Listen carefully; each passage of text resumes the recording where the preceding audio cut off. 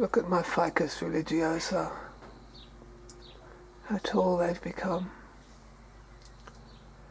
I grew them from seeds on eBay.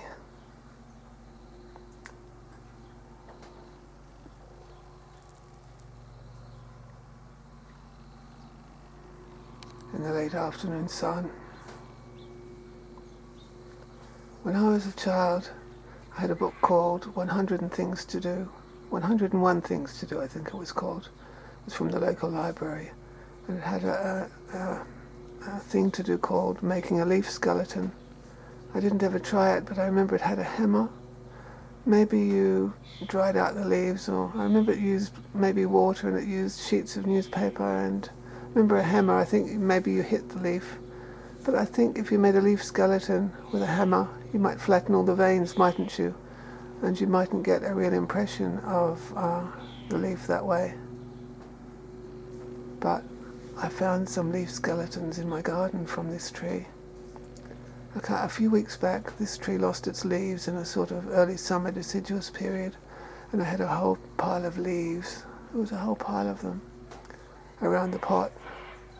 So I just tossed them in the garden.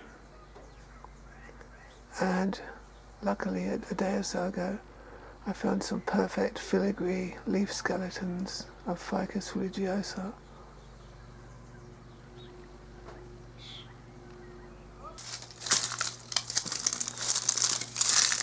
So this is Ficus religiosa. It's the tree that the Buddha is supposed to have sat under when he became enlightened. I bought the seeds on eBay. Aren't they lovely? That's what they look like when they're fresh and green.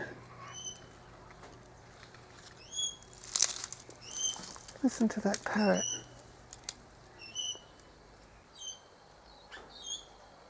All from a few seeds on eBay. They've become so tall now.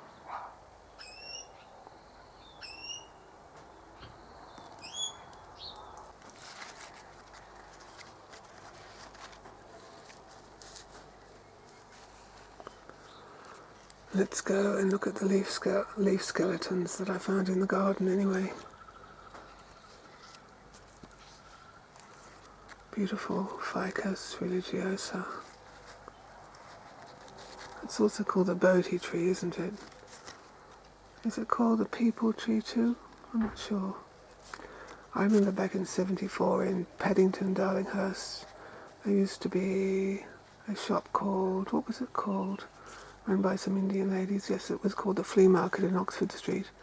And they would sell, from India or somewhere, they would sell leaves like these, dried and painted with a picture on them. And they'd be put in frames. They were sold in glass frames, glass and wood frames, with dried with a painting on them.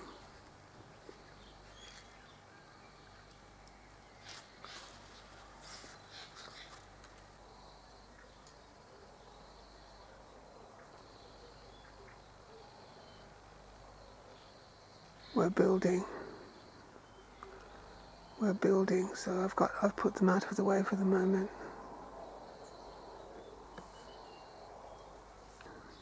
So you see, I tossed a whole lot of leaves out to decompose on the path, and I forgot about them. That one's not a complete leaf skeleton, but it's decomposing.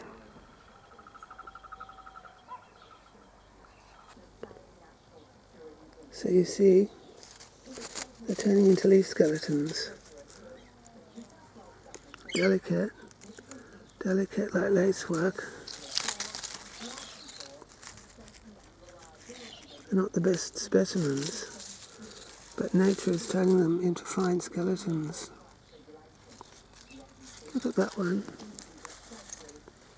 Look at this one. This is a better looking one.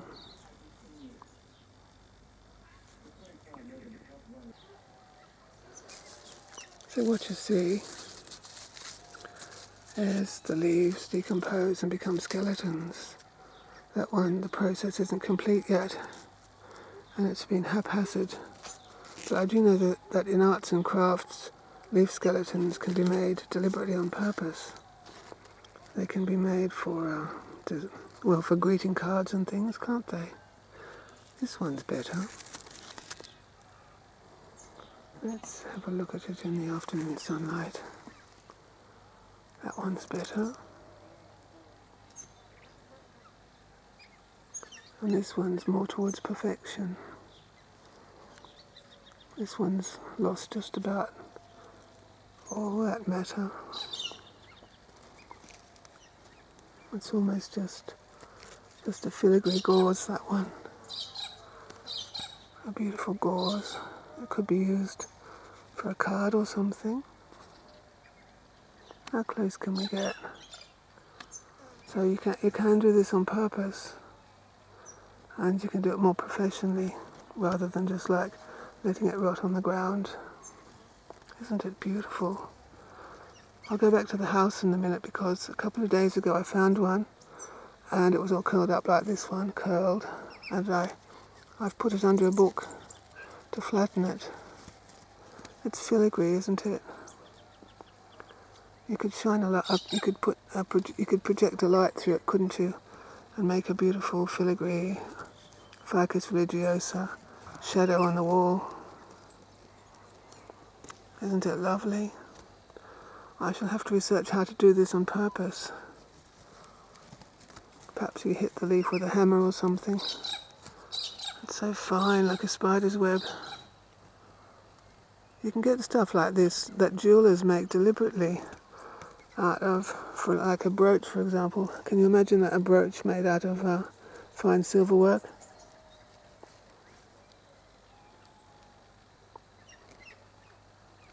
So fine, like lace. So, obviously, Ficus religiosa are used. They can be painted, the leaves, dried and painted for little pictures, Indian religious pictures and things. But you can also just make them into beautiful leaf skeletons.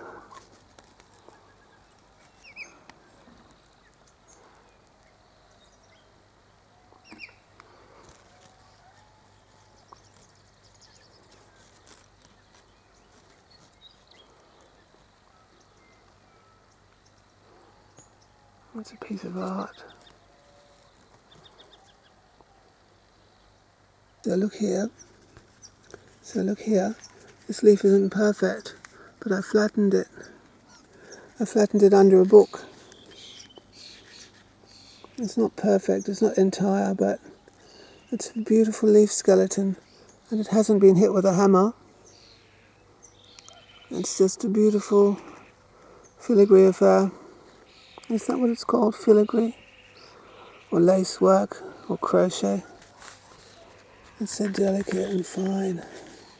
It's like a fairy's wing, or a cicada's wing. It's so fine.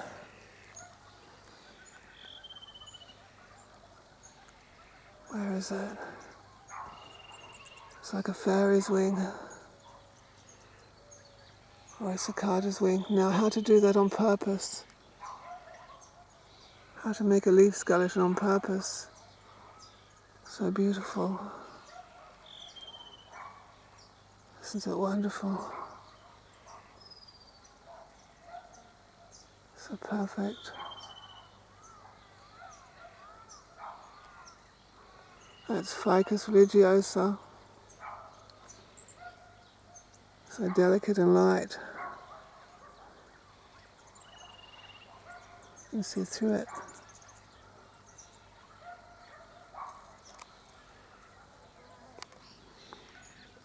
So it could be glued onto a card, couldn't it? That's an old Christmas card that somebody sent me. But you could make a card for somebody for a present, couldn't you? What else could you do with it from a crafts point of view?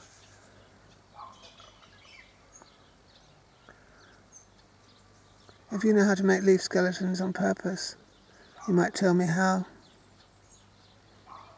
There are probably YouTube videos on how to do it. It could be the wing of a fairy or a cicada, couldn't it? How fine it is.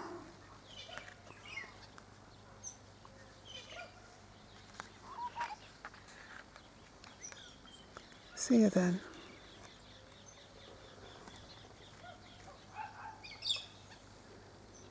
Beautiful Ficus religiosa leaf skeleton. Good for botany.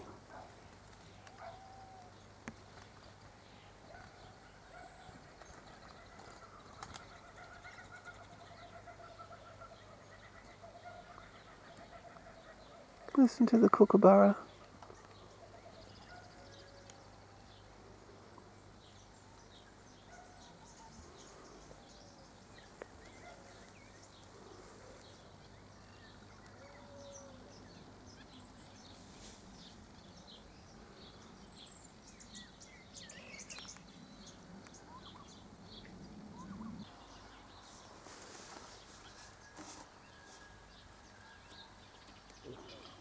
One could deliberately project a light, couldn't one?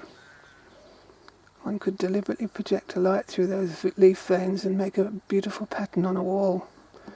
On purpose. One could.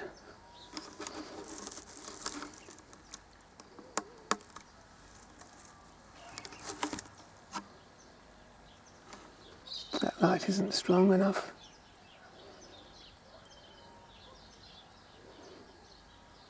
Look, he's come here. There's a little convalescing cat.